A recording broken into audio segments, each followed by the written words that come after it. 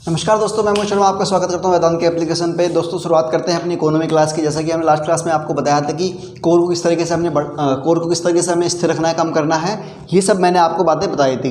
Last class में मैंने आपको सब कुछ विस्तार से बताया था कि कहाँ हमने किस तरीके से पढ़ चुके हैं। दोस्तों अब अपना टाइम को कम वेस्ट करते हुए हम अगली टॉपिक की ओर बढ़ते हैं कि जैसे कि मैंने आपको लास्ट क्लास में कि एंड में बताया था कि वर्ल्ड बैंक क्या कहता है, इस पर वर्ल्ड बैंक क्या कहता है कोर के बारे में, कैपिटल आउटपुट रेशियो के बारे में वर्ल्ड बैंक क्या अपनी रिकमेंडेशन देता है, क्या बताता है। अगर हम दोस्तों बात करें, जो पिछले 8 मैंने आपको पॉइंट लिखवाए थे लास्ट क्लास में कि लेबर लॉज, इंसॉल्वेंसी एक्ट, दक्षता बढ़ाएं, इनमें एट्सेट्रा इन्वेस्टमेंट को बढ़ाएं, लोन आसानी से मिल सके हमें। अगर डीपली ऑब्जर्व करें, ठीक है, ये कोर को बढ़ाने, कोर को कम करने के लिए या फिर कोर में हम इंक्रीमेंट करने के लिए, उसमें इंक्रीमेंट करने के लिए अगर हम बात करें तो वो चीज़ें करनी चाहिए। अगर हम डीपली ऑब्जर्व करें, दूसरी इसका नाम दें, कोर को बढ़ाने के लिए निम्नलिखित उपाय हैं। अगर इसको हम दूसरे नाम दें तो इसका ये मतलब नहीं होगा कि ईज ऑफ डूइंग बिजनेस, जिसमें लगातार पिछले कुछ सालों में भारत की जो रैंक है, भारत का जो स्थान है वो लगातार बढ़ रहा है। कहाँ 142वें स्थान पर और कहाँ 62वें और 63वें स्थान के आसपास आ गया है भारत। इस तरीके से ईज ऑफ डूइंग नहीं है क्या ये लोन मिलने में आसानी, कागजी कार्रवाई में गुड गवर्नेंस, क्या ये ईज ऑफ डूइंग के कुछ पैरामीटर्स नहीं है? तो मैं आपको यही बताऊंगा कि कोर को, यानी कि व्यापार सुगमता सूचकांक में वर्ल्ड बैंक के क्या पैरामीटर्स हैं, वर्ल्ड बैंक बेसिकली क्या कहता है। तो आई कोर को कम करने के उपाय ईज ऑफ डूइंग को कंसेप्ट हो सकती है, ऐसा हम मान सकते हैं। और वर्ल्ड बैंक ने कुछ पैरामीटर्स दिए हैं, निर्धारित किए हैं। तो वर्ल्ड बैंक ने, हमारा कुछ टॉपिक है आज का, वर्ल्ड बैंक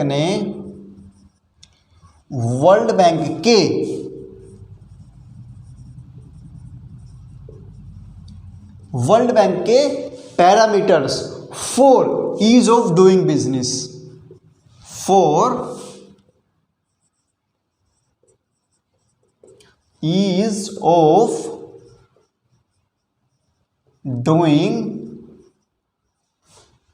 बिजनेस।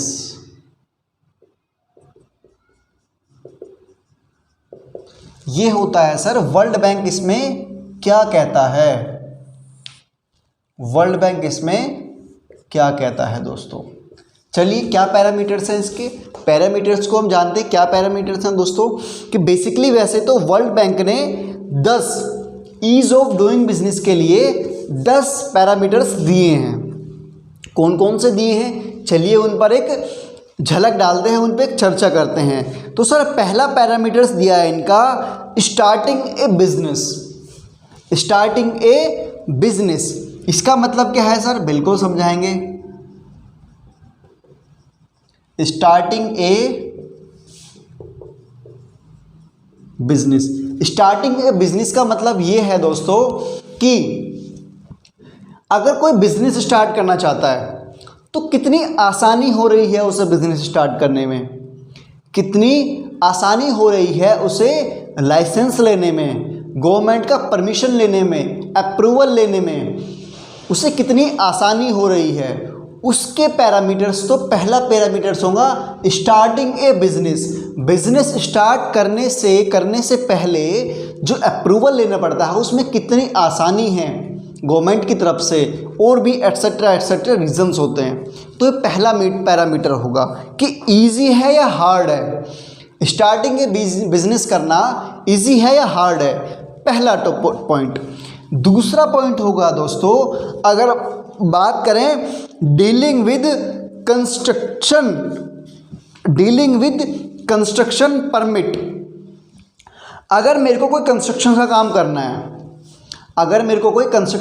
करना है तो मेरे को कितनी आसानी हो रही है, डिले हो रहा है या फिर लेट कर रहे हैं, डिले हो रहा है या फिर फास्ट हो रहा है मेरा काम।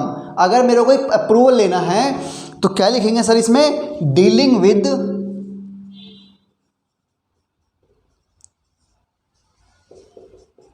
Dealing with construction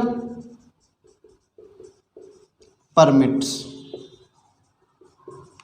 dealing with construction permits मतलब कि हमें कंस्ट्रक्शन का जो काम शुरू कर रहा हूँ उसमें परमिट मिलने में कितनी डिले हो रहा है या फिर फास्ट मिल रहा है मेरे को। तीसरा पैरामीटर्स होगा इसमें गेटिंग इलेक्ट्रिसिटी,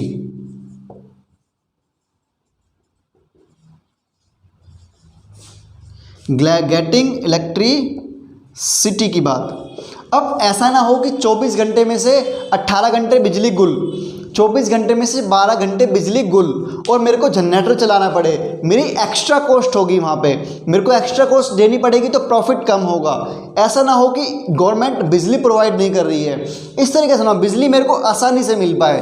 तो ये कुछ पॉइंट्स हो गए गेटिंग इलेक्ट्रिसिटी। चौथा होगा सर, अगर हम बात करें तो रजिस्टरिंग प्रॉपर्टी, इसका मतलब समझते हैं चलिए। रजिस्टरिंग प्रॉपर्टी,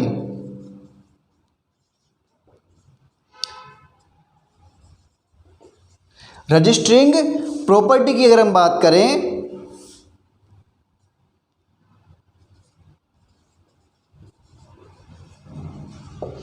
अगर मैंने कोई बिजनेस खोलना है, एक ज़मीन पे खोलूँगा बिजनेस, हवा में तो उड़ाऊँगा नहीं कि ठीक है ये एरोप्लेन मेरा बिजनेस चलेगा, ऐसा तो होगा नहीं। कि अगर मेरे को प्रॉपर्टी खरीदनी है कोई, तो रजिस्ट्री कराने में प्रॉपर्टी को अपना कॉन्टेक्ट करने में प्रॉपर्टी के लिए कितनी आसानी हो रही है, ये सब काम करना है।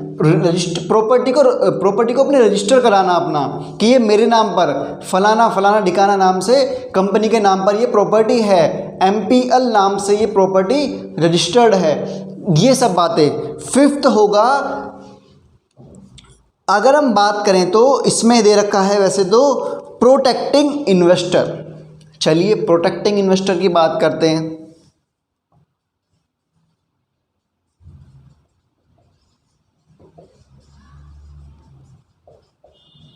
प्रोटेक्टिंग इन्वेस्टर्स का मतलब ये कि जो इन्वेस्टमेंट करेगा मेरे से छोटा गरीब आदमी पकौड़ों का ठेला खोलेगा, पकौड़ों की दुकान खोलेगा, तो उसको प्रोटेक्शन मिले गवर्नमेंट की तरफ से। ठीक है जी आप खोलिए, हम आपके सहयोग करेंगे। ऐसा ना हो कि हफ्ताबाजी कर रहे हैं वहाँ पे, ठीक है कुछ वहाँ के लोकल गुंडेज हैं, गूंस हैं, वो आए और ठीक है भैया लाओ भाई हफ्ता, लाओ भाई हफ्ता, पुलिस आई लाओ भाई हफ्ता, ऐसा ना हो।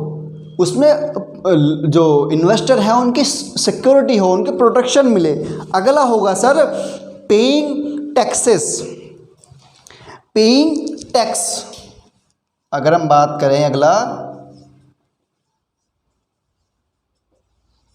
पेइंग टैक्सेस का मतलब जो हम टैक्स पे कर रहे हैं उसमें कितनी आसानी है। ये तो नहीं कि हमें घंटों महीनों बीत रहे हैं, मतलब कहीं घंटों तक पोर्टल नहीं चल रहा है, ऐसा ना हो। जो टैक्स की जो रेट है थोड़े कम कर दीजिए ताकि उनको आसानी मिले, स्लैब रेट कम कर दीजिए आप, जो टैक्स पेयर हैं उनको सुगमता हो। ये ना हो कि जो टैक्स कमिश्नर है, टैक्स अधिकारी है, ऑफिसर है, टैक्स ऑफिसर है, उसको वो ही कम टैक्स कर रहा है, वहाँ पे कालाबाजारी कर रहा है, मुनाफाखोरी कर रहा है, मुनाफाखोरी नहीं माफ़ कीजिएगा, करप्शन कर रहा है वहाँ पे, ऐसा तो भ्रष्टाचार कर रहा है वहाँ पे जाके, ऐसा तो नहीं होगा। टैक्स पेयर परेशान तो नहीं है टैक्स ऑफिसर से, टैक्स डिपार्टमेंट से परेशान तो नहीं है, ऐसा ना हो।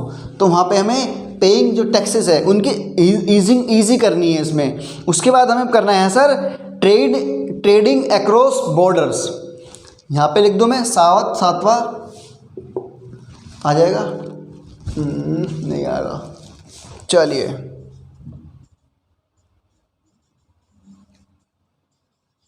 Trading across borders. Trading across border मतलब कि सर मानिए जैसे कि दोस्तों मेरी कंपनी MPL, अब मेरे को सर अपने पकोड़े एक्सपोर्ट भी करने हैं बाहर, मेरे को जो अपने पकोड़े हैं वो एक्सपोर्ट भी करने हैं बाहर। अब ये ना हो कि sir custom charge, custom duty, custom department मेरे को घेरे रखे कि आपका इसका व्यापार ये हो, गवर्नमेंट से अप्रूवल न मिले, राज्य सरकार अप्रूवल न दे, ये हो, फलाना हो, ढिकना हो, ऐसा ना हो। ताकि मैं अपना माल, अपने पकोड़े नेपाल, पाकिस्तान में बेचेंगे पकोड़े, चलो वहाँ नहीं, चीन, बांग्लादेश, अन्य देशों में आप अपने अपने जो माल है उनको एक्सपोर्ट कर पाऊँ, अक्रॉस बॉर्डर्स के पार भी भेज पाऊँ अपना माल, आसानी हो मेरे को एक्सपोर्ट करने में। तो एक ये हो गया। 8 हो गया एनफोर्सिंग कॉन्ट्रैक्ट्स। 8 में यहाँ पे लिख देता हूँ, जगह कम है क्योंकि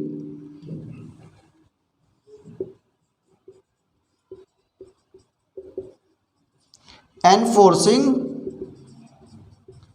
कॉन्ट्रैक्ट्स, जैसे कि मेरी कंपनी ने किसी के साथ कॉन्ट्रैक्ट किया था कि सर ठीक है आप मेरे साथ इतने महीने तक कॉन्ट्रैक्ट का काम करेंगे।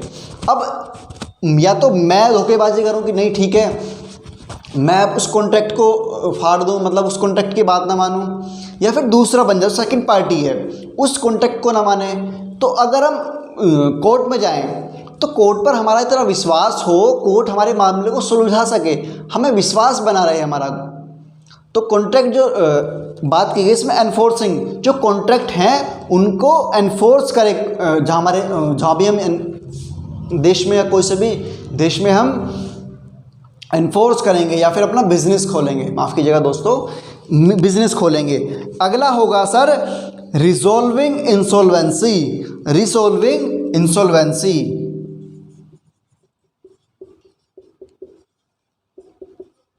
Insolvency resolve. पिछले क्लास में आपको सब समझा चुका हूँ अच्छे से कि रिजोल्विंग इंसॉल्वेंसी, अगर कोई इंसॉल्वेंट हो जाता है उनको रिसोल्व करने में ये ना हो कि सालों साल कई साल बीत जाएं, ऐसा ना हो इसको इंसॉल्वेंट घोषित करने में। जल्दी से कार्रवाई कीजिए, अपने इंस्टीट्यूशंस को सुधारिए, अपने कोर्ट में कीजिए कि जल्दी से कार्रवाई करें, सब कुछ समय पर हो ताकि हम अगला बिजनेस कर पाएँ अच्छे से। अगला होगा सर लास्ट होगा गेटिंग क्रेडिट।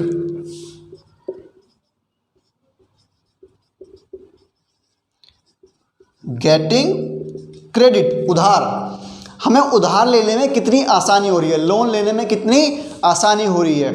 अब आप एक चीज़ ऑब्जर्व कीजिए, ये सब बातें वही बातें नहीं हैं जो मैंने आपको लास्ट क्लास में लिखवाई थी, लगभग सब वही बातें हैं। अब आप कहेंगे सर आपने फिर लिखवाया क्यों? सर ये वर्ल्ड बैंक के पैरामीटर से आपको पढ़ना पड़ेगा, आपको पता होनी चाहिए। क्यों पता होना चाहिए? क्योंकि पीटी 2018 में पूछा था यूपीएससी ने कि ईज ऑफ निम्नलिखित में से कौन सा ईज ऑफ डूइंग बिजनेस का पैरामीटर नहीं है। तो यूपीएससी ने पूछा था, ये सब पैरामीटर दे दिए, इनमें से कोई और अलग सा दे दिया। तो पता होनी चाहिए दोस्तों, दिमाग में फैक्ट बने होने चाहिए कि हाँ ठीक है ईज ऑफ डूइंग बिजनेस के लिए एक पैरामीटर है दोस्तों। अब क्वेश्चन मेंस में किस तरीके से बनेगा मैं आपको थोड़ा समझा देता हूँ, आपकी इस क्लास का कोई रेलेवेंट हो। अब होगा जैसे कि हम लास्ट क्लास में सब जानते हैं कि पिछले कुछ सालों में भारत की जो ईज ऑफ डूइंग बिजनेस में जो इंडेक्स है वो सुधरा है। 2018 की बात करें हम, अगर 2014 की बात करें तो 142वें स्थान पर था, लेकिन अब 2019 में बात करें तो लगभग 62वें स्थान 63वें स्थान पर आ चुका है। तो लगभग 80 जो स्थान है वो ऊपर आ गया भारत, मतलब कि अच्छा कर रहा है भारत, इनमें अच्छा कर रहा है। इसका मतलब हम कोर को कम कर भी रहे हैं, कैपिटल आउटपुट रेशियो को भी कम कर रहे हैं, क्योंकि हम जब अपने ईज ऑफ डूइंग बिजनेस पर काम कर रहे हैं तो हम कोर पर भी कम करें ताकि हमारी जो ग्रोथ रेट है वो ज़्यादा हो पाए। तो क्वेश्चन बनेगा कि भारत की ईज ऑफ डूइंग बिजनेस में रैंक इम्प्रूव हुई है, इसके क्या कारण हैं? तो कारण बता देंगे आप कि ठीक है सर हमने ये सब किया और इसके क्या प्रभाव पड़ेंगे। ठीक है, क्या प्रभाव पड़ेंगे कारण, ठीक है हम समझ लेते हैं किस तरीके से इस क्वेश्चन को फॉर्मेट करेंगे हम। तो क्वेश्चन क्या आता है सर,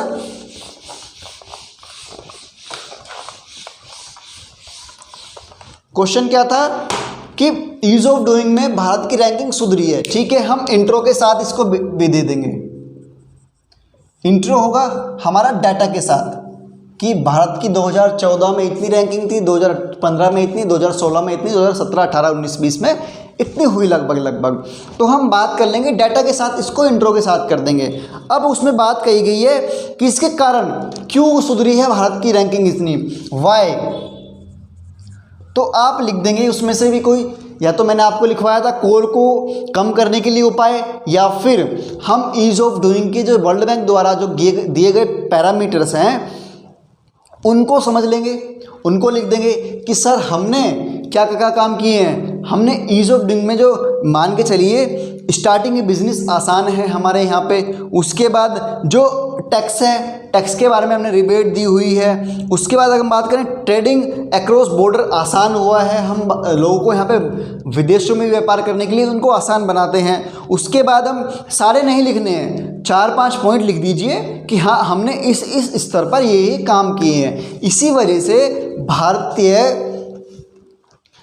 का जो ईज़ ऑफ डूइंग में इंडेक्स है वो सुधर गया है। तो दोस्तों ये होगा बेसिकली इसका कारण का मतलब कैसा क्यों हुआ, तो ये लिख देंगे आप वर्ल्ड